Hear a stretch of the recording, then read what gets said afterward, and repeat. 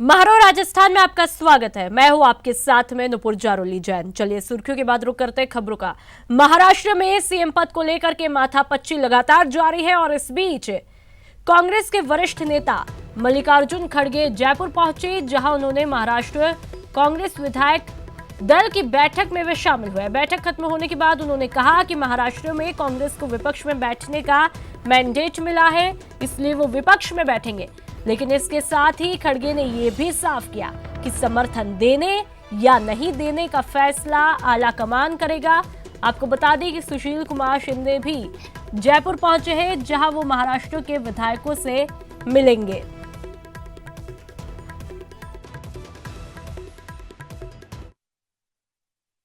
हमको लोगों ने ये मैंडेट दिया है कि हम अपोजिशन में बैठकर काम करने के लिए, और वही फैसला हमारा है। और आज हाईकमांड जो बोलेगी वो उस तहत चलने का हमारा पूरा एक तैयारी हम कर रहे हैं।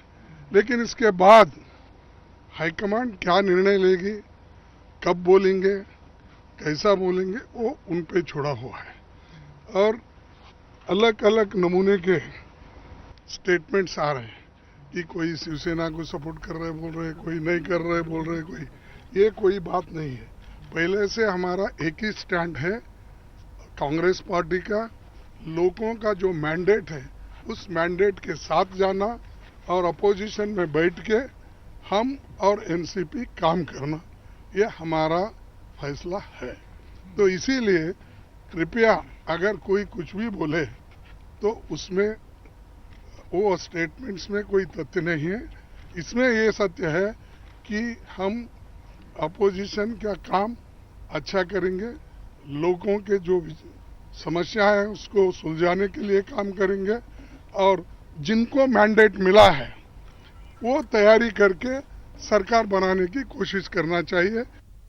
जो पार्टी हाईकमांड निर्णय लेंगी उसके साथ में हम जाएंगे। आपको क्या लगता है कि बीजेपी के पास में नंबर नहीं है? नहीं है, नंबर नहीं है उनके पास में, नंबर नहीं है उनके पास में। आपको लगता है कर सकते हैं शिवसेना का समर्थन? जो भी पार्टी निर्णय लेंगे उसके साथ में हम हैं, सभी एमएलए हम।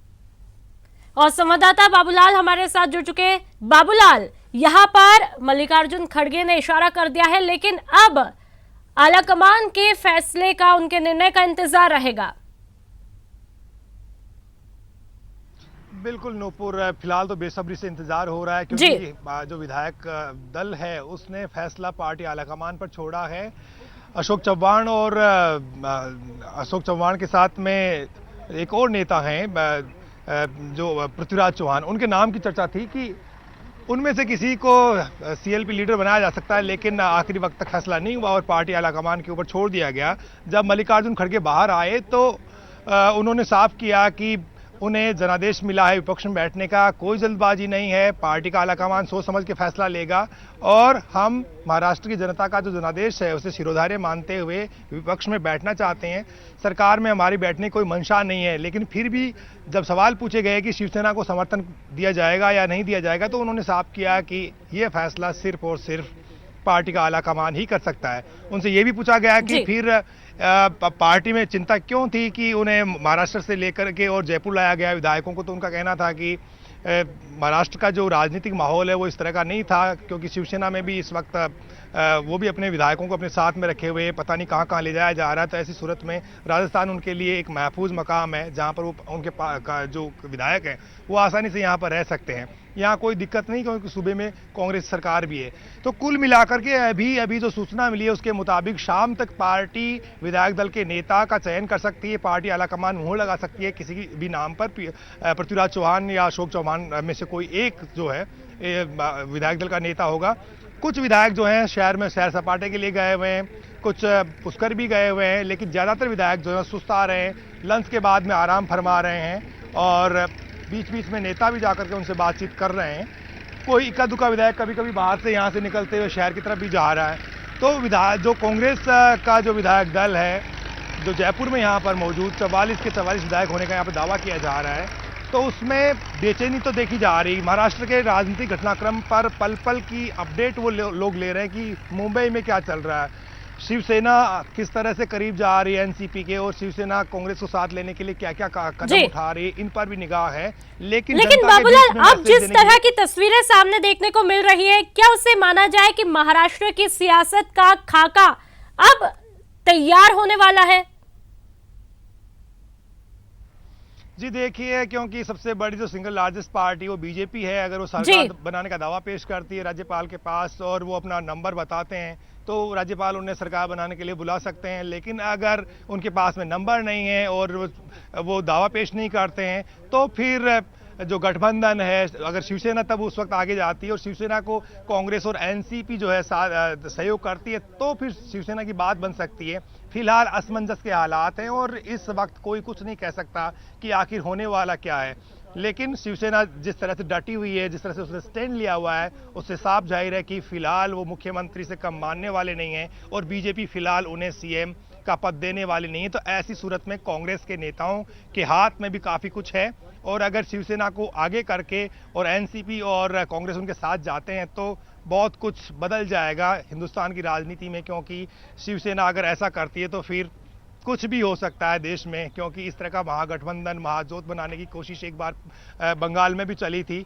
लेकिन अब अगर जो सबसे हार्डलाइन पार्टी कही जाती है हिंदुत्व के मुद्दे को लेकर के, शिवसेना बीजेपी का साथ छोड़ के और कांग्रेस और एनसीपी का साथ लेती है तो फिर कुछ भी हो सकता है। तो फिलहाल अटकलें हैं, कयास हैं और अनुमान है कि ये हो सकता है, वो हो सकता है, लेकिन फिलहाल सारी निगाहें बिल्कुल अनुमान लगाए जा रहे हैं। लेकिन साथ ही मल्लिकार्जुन खड़गे जल्द ही अब सोनिया गांधी से भी बातचीत करने वाले हैं, तो कब तक ये बातचीत संभव है बाबूलाल?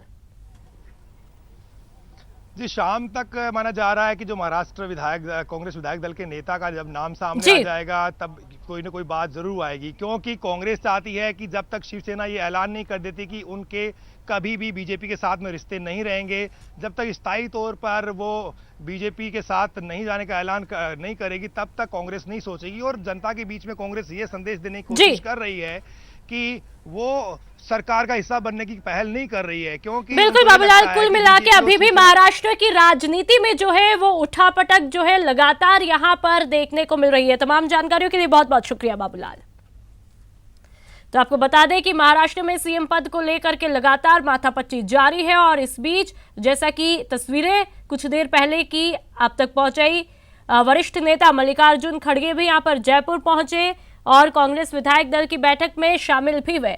उन्होंने ये तो कह दिया बैठक के बाद कि महाराष्ट्र में कांग्रेस को विपक्ष में बैठने का मैंडेट मिला है, लेकिन अब इंतजार इस बात का रहने वाला है कि आखिरकार आलाकमान क्या कुछ निर्णय लेने वाला है। और अब बात अयोध्या फैसले की करें तो बीजेपी नेता संबित पात्रा ने कहा कि कल का दिन काफी अहम था। इसके साथ उन्होंने कहा कि जिस तरह से सबने परिपक्वता दिखाई उसके लिए सभी को बीजेपी की तरफ से बधाई। वहीं इस दौरान उन्होंने सिद्धू पर वार किया। जन्मभूमि पर सर्वोच्च न्यायालय अर्थात सुप्रीम कोर्ट का जजमेंट कल आया था। पहले तो भारतीय जनता पार्टी की ओर से आप सभी को बधाई कि जिस प्रकार का परिपक्वता पूरे हिंदुस्तान ने दिखाया है। प्रधानमंत्री जी ने जो आह्वान किया था कि हम सब शांति बनाए रखें, हम सब ये मान के चलें कि कोई भी और कितना भी बड़ा दिक्कत क्यों ना हो, कैसी भी प्रॉब्लम क्यों ना हो, हम हिंदुस्तान के संविधान और हिंदुस्तान के कोर्ट पर विश्वास रखें, सबका समाधान है। पूरे हिंदुस्तान ने इस परिपक्वता को दिखाया, आज शांति कायम है, ये बहुत बड़ी बात है। भरतपुर में एक सड़क हादसे में 5 लोग घायल हुए। कार में शादी से लौट रहे बाराती सवार थे। घायल हुए लोगों में दूल्हा दुल्हन भी शामिल है। जब बाराती वापस लौट रहे थे तो अचानक सड़क पर आवारा पशु आ गए। गाड़ी तेज रफ्तार में थी इसलिए बेकाबू हुई और पलट गई। खबर भरतपुर से, जहां पर सड़क हादसा हुआ और जिसमें 5 लोग घायल हुए। कार में शादी से लौट रहे बाराती सवार थे। घायल हुए लोगों में दूल्हा दुल्हन भी शामिल है। जब बाराती वापस लौट रहे थे तो अचानक सड़क पर आवारा पशु आ गए और गाड़ी तेज रफ्तार में थी इसलिए बेकाबू हुई और पलट गई। ऐसा है, हम बारात लेके गए थे कामा से बाइक, छोटे वाले भाई की शादी करके नहीं लेके आ रहे थे। रास्ता में डीग से आगे बदनाल के पास में अचानक से रोड पे लील गाय निकली और गाड़ी स्पीड में थी, उनसे टकरा गई। उनमें भिड़ करके वो आपसी में लड़ रहे थे, उनको बचाने के चक्कर में एक्सीडेंट हो गया। दौसा के NH 21 पर श्रद्धालुओं से भरी एक बस पलट गई। बस में 25 श्रद्धालु सवार थे। हादसे में 9 श्रद्धालु घायल बताए जा रहे हैं। श्रद्धालु मेहंदीपुर बालाजी के दर्शन करने जा रहे थे। बताया जा रहा है कि हादसा ड्राइवर को नींद आने की वजह से हुआ। नींद की झपकी लगते ही बस बेकाबू हुई और पलट गई। हादसे में श्रद्धालु बस के अंदर ही फंस गए, जिन्हें खिड़की और दरवाजे तोड़कर बाहर निकाला गया।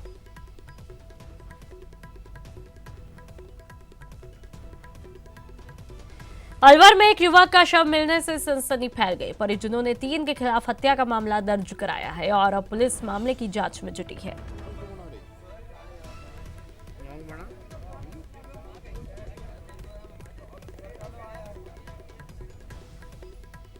हनुमानगढ़ में जल्द मेडिकल कॉलेज खुलने जा रहा है, जिससे लोगों को अब इलाज के लिए भटकना नहीं पड़ेगा। अब नहीं टूटेगी सांसों की डोर, मरीजों को मिलेगी नई जिंदगी। खुलने वाला है मेडिकल कॉलेज, हनुमानगढ़ को बड़ी सौगात। जी हां, अब मरीजों की सांसें बीच राह नहीं टूटेगी। सुविधाओं की कमी से उन्हें अब 2-4 नहीं होना पड़ेगा, क्योंकि हनुमानगढ़ में इसी भट्टे की जमीन पर मेडिकल कॉलेज खुलने जा रहा है और इसकी तैयारियां भी लगभग पूरी हो चुकी है। जिला प्रशासन युद्ध स्तर पर जुटा हुआ है। हनुमानगढ़ टाउन और हनुमानगढ़ जंक्शन के बीच सीतापुरा में 40 बीघा जमीन का आवंटन किया है और इसकी तमाम प्रक्रिया भी पूरी हो चुकी है। बहुत ही सराहनीय कदम है, इसमें कोई दोहराए नहीं है, क्योंकि जंक्शन में कोई भी हॉस्पिटल और मेडिकल कॉलेज नहीं है, पहली बात। दूसरा, ये जगह चूज़ की है जो सतीपुरा के जस्ट पास में, ये बहुत ही बढ़िया जगह है, इसमें कोई दोहराई नहीं है किसी भी तरह का, क्योंकि यहाँ से हरियाणा, पंजाब, उत्तर प्रदेश, दिल्ली, ये सभी राज्यों को जोड़ता है ये जो क्षेत्र है। और इसके आदेश भी अभी जारी कर दीजिए, तो जल्द से जल्द यहाँ ये निर्माण होना चाहिए इसका मेडिकल कॉलेज का, ताकि क्या है कि यहाँ की जनता को इसका समुचित लाभ मिल सके। मेडिकल कॉलेज बनने को लेकर स्थानीय लोग भी काफी खुश हैं। इसकी जरूरत यहाँ के लोगों को हमेशा से रही है। यही नहीं, हनुमानगढ़ में मेडिकल कॉलेज की मांग बहुत पुरानी थी। सुविधाओं की कमी से मरीजों को बहुत परेशानियां होती है। मरीजों को बीकानेर और पंजाब के भटिंडा रेफर कर देते हैं। अब मेडिकल कॉलेज बनने से लोगों की परेशानियां दूर होगी। मेडिकल कॉलेज से पड़ोस के पंजाब और हरियाणा को फायदा मिलेगा। बहुत सारे मरीजों को फ़ायदा, जिनको हम यहाँ से रेफ़र करते हैं। मेडिकल कॉलेज में सभी तरह की सुविधाएं और आने वाले समय सुपर स्पेशलिटी की सुविधाएं भी उपलब्ध हो जाएंगी। तो ये बहुत ही बड़ी उपलब्धि है और मैं ख़ास तौर पे इसके लिए चौधरी विनोद कुमार जो वर्तमान MLA हैं, उनको निर्देश में और उनके निर्देशन में तुरंत तत्पर कार्य सब जगह किया गया। बहरहाल ये एक बड़ा सराहनीय कदम है। इससे मरीजों को बड़ी राहत तो मिलेगी, साथ में इस मेडिकल कॉलेज के खुलने से रोजगार के भी अवसर पैदा होंगे। राजू रामगढ़िया, न्यूज़ 18 राजस्थान, हनुमानगढ़। राजस्थान यूनिवर्सिटी के दीक्षांत समारोह की तैयारियां शुरू हो गई है। यूनिवर्सिटी इस बार भव्य तरीके से करने की योजना बना रही है। इस बार दीक्षांत समारोह 19 दिसंबर को होगा, जिसको लेकर राज्यपाल एवं कुलाधिपति कलराज मिश्र ने स्वीकृति दी है। इसका आयोजन यूनिवर्सिटी के कॉन्वोकेशन सेंटर में होगा, जिसमें छात्रों को बीते सालों की PhD, डिलीट डिग्रियां और गोल्ड मेडल से नवाजा जाएगा। लेकिन इससे पहले डिग्रियों के ग्रेस पास के लिए पूर्व सीनेट की विशेष बैठक 11 दिसंबर को होगी। राज्यपाल महोदय ने 19 दिसंबर की तारीख है वो राजस्थान विश्वविद्यालय को दी है। 19 दिसंबर को कन्वोकेशन सेंटर में दीक्षांत समारोह आयोजित किया जाएगा और उसके लिए डिग्रियों की ग्रेस पास करने के लिए सीनेट की स्पेशल मीटिंग है वो 11 दिसंबर को 1 बजे बुलाई गई है। इसमें सारा ग्रेस पास किया जाएगा और 19 दिसंबर को कन्वोकेशन आयोजित किया जाएगा। राजस्थान यूनिवर्सिटी में एमपेट 2018 के दूसरे चरण की प्रवेश परीक्षा कल होगी।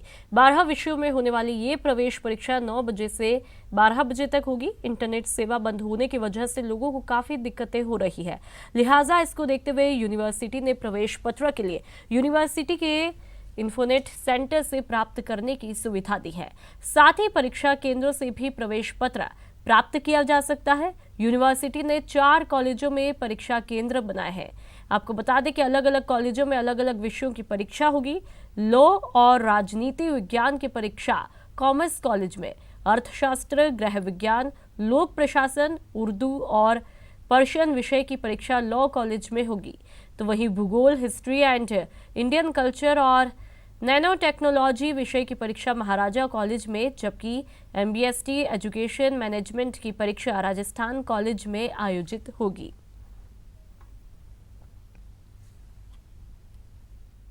प्रदेश में जनता की गाढ़ी कमाई लूटने वाली क्रेडिट कोऑपरेटिव सोसाइटियों के खिलाफ सहकारिता विभाग ने सख्त कार्रवाई शुरू कर दी है। क्रेडिट सोसाइटियों के फर्जीवाड़े पर शिकंजा। एक्शन में सहकारिता विभाग। 49 क्रेडिट सोसाइटियों को नोटिस।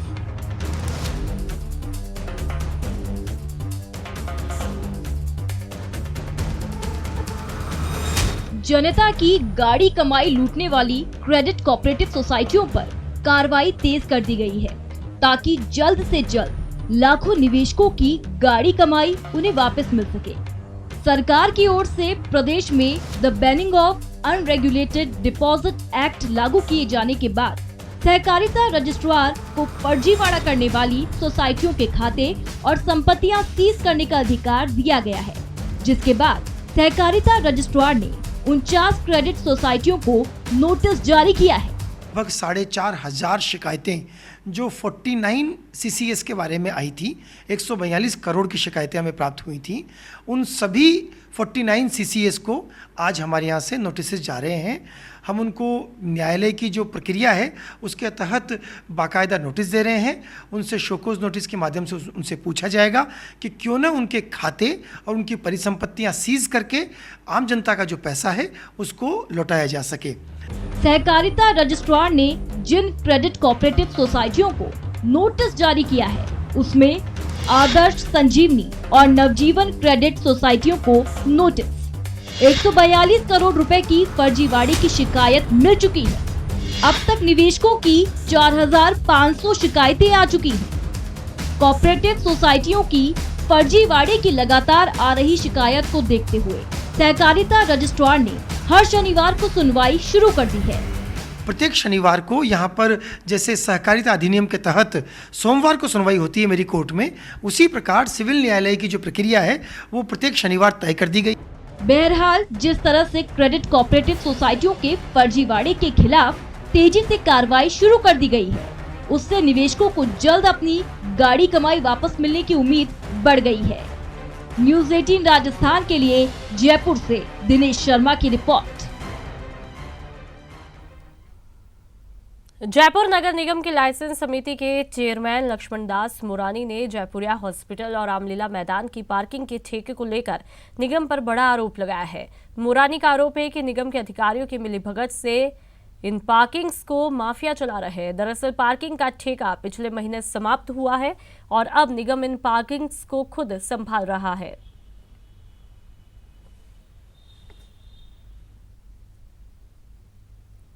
जल शक्ति अभियान के चलते एक जत्था साइकिल से जयपुर पहुंचा। इस दौरान अमर जवान ज्योति पर लॉयंस क्लब ने जत्थे में शामिल सभी लोगों का स्वागत किया।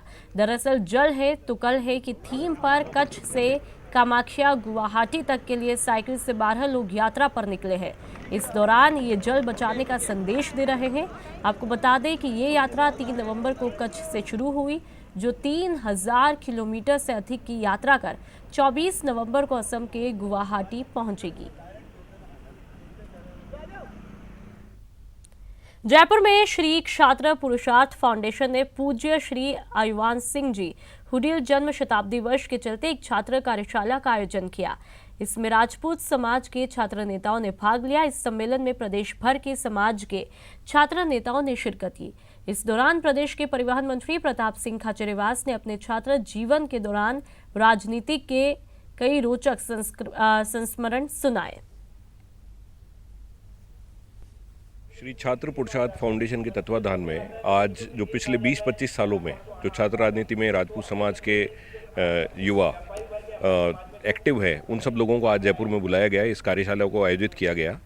इस कार्यशाला का मुख्य उद्देश्य है कि ये लोग वापस राजनीति में एक्टिव हों, समाज के नेतृत्व में एक्टिव हों, सर्व समाज की सेवा के लिए एक्टिव हों। लगभग राजस्थान भर से 200 छात्र नेताओं ने भाग लिया, जिसमें छात्र संघ अध्यक्ष रहे, उपाध्यक्ष, महासचिव पदों पर जो राजपूत समाज के युवा नेता रहे हैं, उन सबको आज यहाँ आमंत्रित किया गया था इस बात पर चर्चा करने के लिए कि श्री छात्र पुरुषार्थ फाउंडेशन ये मानता है कि देश और समाज में भविष्य का जो नेतृत्व है वो छात्र राजनीति से आएगा। डूंगरपुर में ईद मिलादुन्नबी का पर्व मनाया जा रहा है। इस मौके पर जुलूस निकाला गया, जिसमें हजारों लोग शामिल हुए।